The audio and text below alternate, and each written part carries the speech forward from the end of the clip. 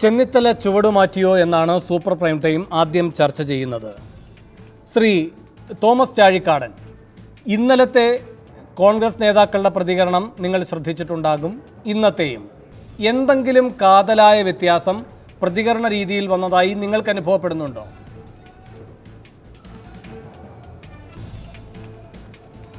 കോൺഗ്രസ് പാർട്ടിയുടെ ഭാഗത്തു നിന്ന് അങ്ങനെ പ്രതികരണത്തിൽ കാതലായ വ്യത്യാസം വന്നു എന്ന് ഞങ്ങൾ വിശ്വസിക്കുന്നില്ല. UDF സംവിധാനം നിലനിർത്തിക്കൊണ്ടു പോകുവാൻ കേരള കോൺഗ്രസ് പാർട്ടിയുടെ സാന്നിധ്യവും സഹകരണവും അത്യാവശ്യമാണ്, അനിവാര്യമാണ് എന്ന് ബോധ്യമുള്ള കോൺഗ്രസ് നേതൃത്വം കേരള കോൺഗ്രസ് പാർട്ടി UDF വിടുന്നതിനെ ഒട്ടും ഇഷ്ടപ്പെടുന്നില്ല എന്നതാണ് വസ്തുത. അങ്ങനെയുള്ള ഒരു സാഹചര്യത്തിൽ കേരള കോൺഗ്രസ് പാർട്ടി വിട്ടുപോകുന്നത് UDFൻ്റെ തകർച്ചയ്ക്ക് കാരണമാകും എന്നതുകൊണ്ട് കോൺഗ്രസ് UDFന് നേതൃത്വം കൊടുക്കുന്ന കോൺഗ്രസ് പാർട്ടി ഇന്ന് വലിയ പ്രതിസന്ധിയിലാണ്. അങ്ങനെയുള്ളൊരു പ്രതിസന്ധിയെ മറികടക്കുവാനുള്ള പരിശ്രമമാണ് കോൺഗ്രസ് നേതൃത്വം ഇപ്പോൾ നടത്തിക്കൊണ്ടിരിക്കുന്നത് എന്നാണ് ഞങ്ങൾക്ക് ബോധ്യമായിട്ടുള്ള കാര്യം.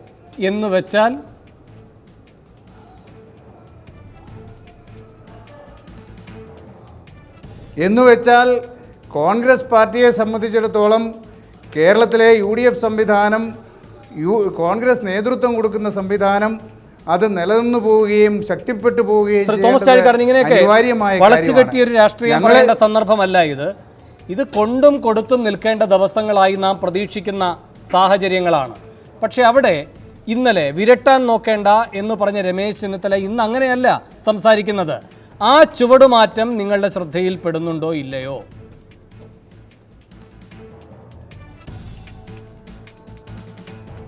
വിരട്ടാൻ നോക്കിയാൽ വിരളുന്നവരല്ല കേരള കോൺഗ്രസ് പാർട്ടി എന്ന് ഞങ്ങൾ ബോധ്യപ്പെടുത്തി. കഴിഞ്ഞ 2 വർഷത്തോളമായി കേരള കോൺഗ്രസ് പാർട്ടി അനുഭവിച്ച വ്യഥ എന്തൊക്കെയാണ് എന്ന് ഞാനിവിടെ വിവരിക്കേണ്ട കാര്യമില്ല. പാർട്ടി ചെയർമാനെയും പാർട്ടിയെയും തേജോധം ചെയ്യുന്ന രീതിയിലുള്ള കാര്യങ്ങൾ ഉണ്ടായതിനു ശേഷം ജോസഫ് വാഴക്കൻ, ഈ 2 ദിവസത്തെ പ്രതികരണങ്ങളിൽ നിന്ന് വളരെ ഭിന്നമാണ് ഈ 2 ദിവസത്തിനുള്ളിൽ ഉണ്ടായ കോൺഗ്രസ് നേതാക്കന്മാരെ സംബന്ധിച്ച് വീണ്ടും വിചാരമെന്ന് തോന്നിക്കുന്ന രൂപത്തിലാണെന്ന് സുധീരൻ്റെ ആയാലും രമേശിൻ്റെ ആയാലും പ്രതികരണം വന്നിരിക്കുന്നത്. വീണ്ടും വിചാരമല്ല. ഇന്നലെ കേരള കോൺഗ്രസ് വിട്ടുപോകുമ്പോൾ ഞങ്ങൾ ന്യായമായും പ്രതീക്ഷിച്ചത് ഒരു ചാർജ് ഷീറ്റ് കോൺഗ്രസിൻ്റെ പേരിൽ അവർ നിരത്തും. അവർക്ക് കാരണം ജനങ്ങളെ ബോധ്യപ്പെടുത്തണമല്ലോ, ഇന്ന കാരണങ്ങളാൽ ഞങ്ങൾ വിട്ടുവെന്ന്. പക്ഷേ എന്തോ ഒന്നും പറഞ്ഞില്ല, മാണി സാറ് ഒന്നും പറഞ്ഞില്ല. കാരണം പറയാനില്ലാത്തത് കൊണ്ടാണ്. ഞങ്ങൾ ഇന്ന കാര്യങ്ങൾ ചെയ്തു. പുറമേ ഇങ്ങനെ അവരുടെ എന്തോ പ്രതിച്ഛായോ ഏതാണ്ടൊരു പത്രമുണ്ടല്ലോ, അതിനകത്ത് എന്തൊക്കെ എഴുതി ഏതാണ്ട് 1-2 കുട്ടികളെ കൊണ്ട് 2 സ്റ്റേറ്റ്മെൻറ്റ് കൊടുപ്പിച്ചു എന്നുള്ളതല്ലാതെ ഉത്തരവാദിത്തപ്പെട്ട നേതാക്കന്മാരാരും കാരണങ്ങൾ പറഞ്ഞിട്ടില്ല. ഇന്നലെ ഇവരുടെ ഈ മാധ്യമങ്ങൾക്കകത്തുകൂടെ അല്ലെങ്കിൽ ചോർത്തി കൊടുക്കുന്ന വാർത്തയായി കഴിഞ്ഞ 2 ദിവസത്തെ ക്യാമ്പിലൂടെ ചില വാർത്തകൾ വന്നു എന്നുള്ളതല്ലാതെ ഒരു നേതാവ് പോലും പുറത്തു വന്ന് ഇന്ന കാരണത്താൽ ബാർക്കോഴയിൽ ഇന്ന നേതാവ് ഞങ്ങളെ പെടുത്താൻ ശ്രമിച്ചു, ഇന്ന കാരണം കൊണ്ട് ഞങ്ങൾ മുഖ്യമന്ത്രിയാകാൻ പോയപ്പോൾ അതിനെ എതിർക്കാൻ വേണ്ടി അല്ലെങ്കിൽ മറ്റേതെങ്കിലും കാരണങ്ങൾ ഇങ്ങനെ പറഞ്ഞുകൊണ്ട് ഒന്നും പറഞ്ഞില്ല. അതൊന്നും പറയാത്ത സാഹചര്യത്തിൽ ഇങ്ങോട്ട് വിരട്ടാതെ നിൽക്കുമ്പോൾ പിന്നെ അങ്ങോട്ട് അനാവശ്യമായിട്ട് പറയേണ്ട കാര്യമില്ലല്ലോ. കാരണം ഞങ്ങളെപ്പോഴും കോൺഗ്രസിനെ സംബന്ധിച്ച് വളരെ സംസ്കാര സമ്പന്നമായ രാഷ്ട്രീയ പ്രവർത്തനം നടത്തുന്നവരാണ്. അതുകൊണ്ട് ഞങ്ങൾ അവർക്ക് നല്ല കാര്യം നടക്കുക. ഞാൻ ഈ പോക്കിനെ ഞങ്ങൾ കാണുന്നത്, അത് ചാഴികാടനും അറിയാവുന്നതാണ്. കോട്ടയം എനിക്കും ചാഴികാടനും ഒക്കെ ഞങ്ങളെല്ലാം സ്വന്തം നാടാണ്. അപ്പം ഞങ്ങൾക്കറിയാവുന്നതനുസരിച്ച് വളരെ ഗുണപരമായ ഒരു മാറ്റം കേരള രാഷ്ട്രീയത്തിൽ നടക്കും കഴിഞ്ഞ അടുത്ത 2-3-4 വർഷം കൊണ്ടെന്ന് വിശ്വസിക്കുന്ന ആളാണ് ഞാൻ. ഈ പോക്കുകൊണ്ട് ഞങ്ങൾക്ക് യാതൊരു പ്രശ്നവുമില്ല, ഒരു പ്രതിസന്ധിയില്ല. കേരള കോൺഗ്രസ്സിന് ഞങ്ങളോട് ചോദിച്ചിട്ട് പോയതല്ല. അവർക്ക് എപ്പോൾ വേണമെങ്കിലും വരാനോ സംസാരിക്കാനോ ഒക്കെയുള്ള, അല്ലെങ്കിൽ വെറുതെ വന്ന് കയറാൻ പറ്റത്തില്ല, പോയി കഴിഞ്ഞാൽ പിന്നെ പെട്ടെന്ന് കയറാൻ പറ്റുമോ? അവർക്ക് അവരുടെ കാര്യങ്ങൾ ബോധ്യപ്പെടുത്താൻ ഉള്ള അവസരങ്ങളൊക്കെ ഉണ്ടാകുമ്പോൾ ഉപയോഗിക്കുന്നതെന്നൊന്നും എനിക്കിപ്പോൾ ഒന്നും അറിയില്ല, ഞാനല്ല തീരുമാനിക്കേണ്ടതെങ്കിൽ പോലും. പക്ഷേ അതുകൊണ്ട് ഞങ്ങൾ തീരുമാനിച്ചിരിക്കുന്ന ഒന്നും പറയാനില്ലാതെ പോയിരിക്കുകയാണ്. കേരള കോൺഗ്രസിൻ്റെ പല പ്രമുഖ നേതാക്കന്മാരുമായിട്ട് പ്രധാനപ്പെട്ട ആളുകളൊക്കെ ആയിട്ട് ഞാൻ ഇന്നും ഇന്നലെയൊക്കെ ആയിട്ട് ഞാൻ ഫോണിൽ സംസാരിച്ചു. എന്തുകൊണ്ടാണ് പോകുന്നത്? ഞാൻ എന്തുകൊണ്ടാണ് അപ്പോൾ എന്നെ അടുത്ത് പറഞ്ഞു ഞങ്ങൾക്കൊരു പിടിയില്ല. ഞാൻ അതിലേക്ക് വരാം. അഡ്വക്കേറ്റ് ജയശങ്കർ, ഇവിടെ ഇന്ന് കുഞ്ഞാലിക്കുട്ടി വീണ്ടും സംസാരിച്ചിരിക്കുകയാണ് KM മാണിയോട്. ഇന്നലെ സംസാരിച്ച രീതിയിലല്ല ഇന്ന് രമേശ് ചെന്നിത്തലയും VM സുധീരനും സംസാരിക്കുന്നത്. മനസ്സിലാക്കാൻ കഴിയുന്നത് കഴിഞ്ഞ ദിവസം ഈ ഇരു നേതാക്കളും പ്രതികരിച്ച വിധത്തോട് ആ പാർട്ടിക്കുള്ളിൽ തന്നെ വലിയൊരു വിഭാഗം നേതാക്കൾക്ക് കടുത്ത എതിർപ്പും അതൃപ്തിയും ഉണ്ടായിരുന്നു എന്നാണ്. അതിൻ്റെ ഭാഗമായിട്ടാണ് ഒരു അനുനയഭാവത്തോടെ ഇന്ന് ഇരുവരും സംസാരിച്ചത് എന്നും മനസ്സിലാക്കാൻ കഴിയുന്നു. വളച്ചുകെട്ടാതെ ഒരു കാര്യം കൂടി പറയാം. ഈ ഘട്ടത്തിൽ കോൺഗ്രസിൽ നിന്ന് KM മാണിയുമായി ബന്ധപ്പെടാൻ കഴിയുന്ന ഏക നേതാവ് ഉമ്മൻചാണ്ടിയാണ്. ഈ എതിർപ്പ് വലിയ രൂപത്തിൽ സുധീരനും രമേശ് ചെന്നിത്തലയും മുന്നോട്ട് കൊണ്ടുപോവുകയാണെങ്കിൽ ഉമ്മൻചാണ്ടിക്ക് മാത്രമായി ബന്ധപ്പെടാൻ കഴിയുന്ന ഒരു നേതാവായി KM മാണി മാറും. മുന്നണി എന്നത് പ്രധാനമാണല്ലോ. അങ്ങനെ വരുമ്പോൾ ഉമ്മൻചാണ്ടിക്ക് അതൊരു വലിയ തുറപ്പ് ചീട്ടാകും. അങ്ങനെ ഉമ്മൻചാണ്ടിക്കായി അത്തരം ഒരു അനുകൂല സാഹചര്യം ഉണ്ടാക്കി കൊടുക്കേണ്ടതില്ല എന്ന ഒരു ബുദ്ധി കൂടി രമേശിൻ്റെയും സുധീരൻ്റെയും വീണ്ടും വിചാരത്തിൽ ചുവട് മാറ്റത്തിൽ അങ്ങ് കരുതുന്നുണ്ടോ, വിലയിരുത്തുന്നുണ്ടോ? ഞാൻ ഒരിക്കലും അങ്ങനെ വിചാരിക്കുന്നില്ല. ശ്രീ രമേശ് ചെന്നിത്തല UDF ചെയർമാനാണ്. അതുപോലെ കോൺഗ്രസ് പാർലമെൻ്ററി പാർട്ടി ലീഡറും തദ്വാര പ്രതിപക്ഷ നേതാവുമാണ്. VM Sudheeran KPCC പ്രസിഡൻ്റാണ്. അവർ രണ്ടുപേരും പ്രതികരിക്കുമ്പോൾ അവരുടെ സ്ഥാനത്തിനൊത്ത രീതിയിൽ അവർ വഹിക്കുന്ന പദവിക്ക് യോജിച്ച രീതിയിൽ വേണമല്ലോ പ്രതികരിക്കാൻ. അല്ലാതെ കണ്ട് TN പ്രതാപൻ പ്രതികരിക്കുന്ന രീതിയിൽ അല്ലെങ്കിൽ VD സതീശൻ പറയുന്ന രീതിയിൽ അവർക്ക് പ്രതികരിക്കാൻ കഴിയില്ല. പക്ഷേ ഞാൻ ഇന്ന് കാണുകയും സംസാരിക്കുകയും ചെയ്ത എല്ലാ കോൺഗ്രസ് പ്രവർത്തകരും ഇവിടെ വാഴക്കൻ പറഞ്ഞ രീതിയിലല്ല, വളരെ ആവേശഭരിതരാണ്. KM മാണി പോയല്ലോ, അത്രയും സന്തോഷം എന്ന അഭിപ്രായം പങ്കുവയ്ക്കുന്നവരാണ് സാധാരണക്കാരായ കോൺഗ്രസ് പ്രവർത്തകർ. കാരണം ഈ വിഴുപ്പ് ഭാണ്ഡം ചുമക്കാവുന്നതിൻ്റെ പരമാവധി ചുമന്നു. ഇപ്പോഴെങ്കിലും അയാൾ സൽബുദ്ധി ഉദിച്ച് പോയല്ലോ, നമ്മുടെ നേതാക്കന്മാരായിട്ട് ഇയാളെ ചവിട്ടി പുറത്താക്കേണ്ടായിരുന്നു, അവരത് ചെയ്തില്ല, ഏതായാലും അയാൾക്ക് സൽബുദ്ധി തോന്നി പിരിഞ്ഞു പോയി എന്ന ഒരു വികാരമാണ് കോൺഗ്രസ് പ്രവർത്തകരുടെ ഇടയിൽ പരക്കെ, കുറഞ്ഞ പക്ഷേ എറണാകുളം ജില്ലയിലെങ്കിലും നിലനിൽക്കുന്നത്. ആ ഒരു വികാരം തന്നെ ആയിരിക്കും സംസ്ഥാനത്തെ പക്ഷേ അല്ലല്ല, ഇങ്ങനത്തെ വികാര പ്രകടനങ്ങൾ ഉണ്ടാകും. ശരിയാണ് അഡ്വക്കേറ്റ് ജയശങ്കർ എന്ന് മാത്രമല്ല, ഇപ്പം VD സതീശൻ ഇതിൻ്റെ ഒരു പ്രതീകമാണല്ലോ. ഈ വികാരം പങ്കുവയ്ക്കുന്നവരുടെ ഒരു പ്രതീകമാണ് VD സതീശൻ. TN പ്രതാപനും അങ്ങനെയാണ്. പക്ഷേ അങ്ങനെയല്ലല്ലോ രാഷ്ട്രീയത്തെ കാണേണ്ടത്.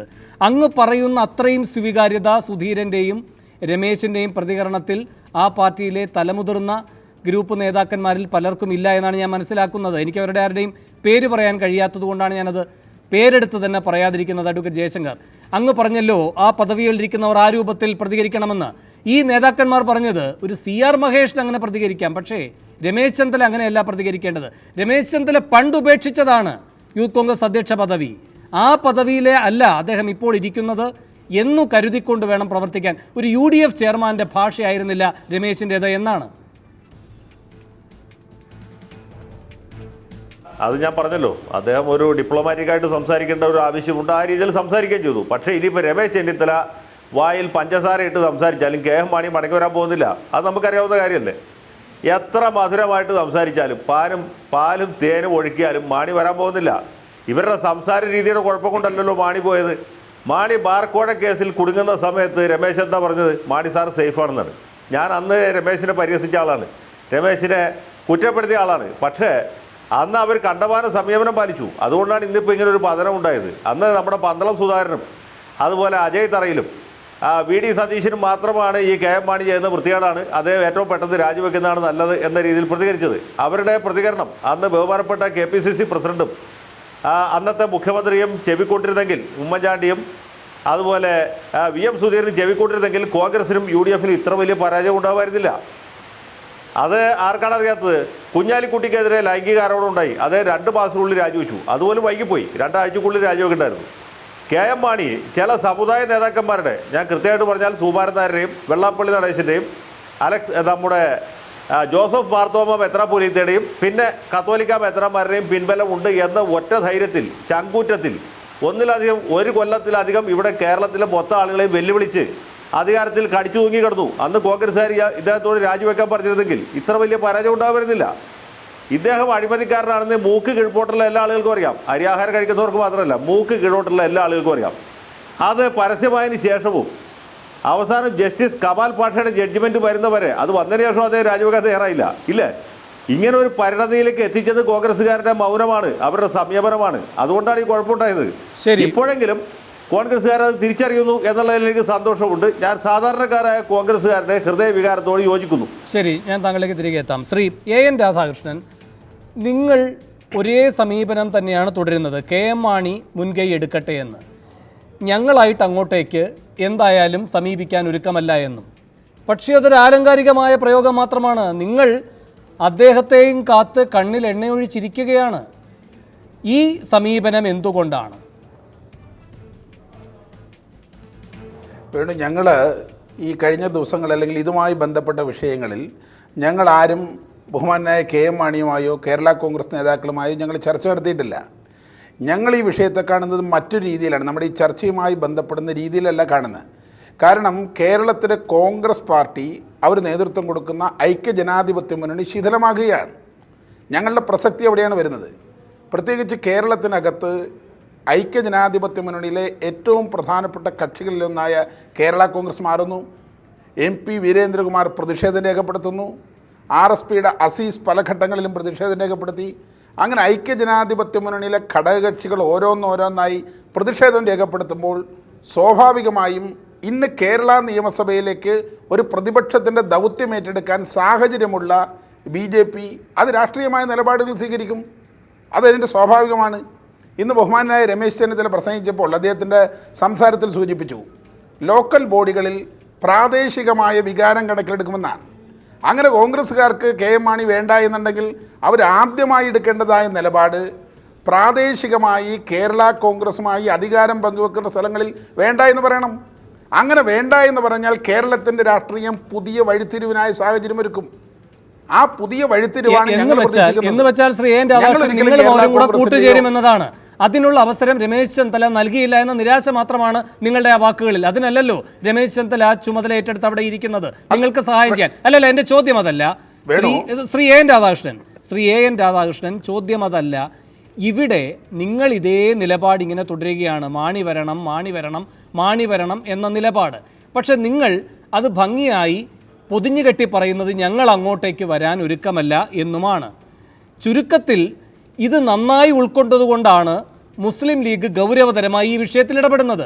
നിങ്ങൾ രമേശ് ചെന്നിത്തലയിൽ നിന്നും വരാൻ ആഗ്രഹിച്ച വാക്കുകൾക്ക് തടയിട്ടിരിക്കുന്നത് മുസ്ലിം ലീഗും കുഞ്ഞാലിക്കുട്ടിയുമാണ്. കാരണം KM മാണിയെ അടർത്തിക്കൊണ്ടുപോകാൻ നിങ്ങൾ ശ്രമിക്കുന്നു എന്നത് എല്ലാവർക്കും അറിയാം. പക്ഷെ അതിൽ നിങ്ങൾ വിജയിക്കുകയാണെങ്കിൽ അത് എത്രമാത്രം ആപത്താണ് പൊതുവിൽ ഉണ്ടാക്കുക എന്ന ജാഗ്രത മുസ്ലിം ലീഗും കുഞ്ഞാലിക്കുട്ടിയും പുലർത്തുന്നുണ്ട്. ശരിയല്ലേ?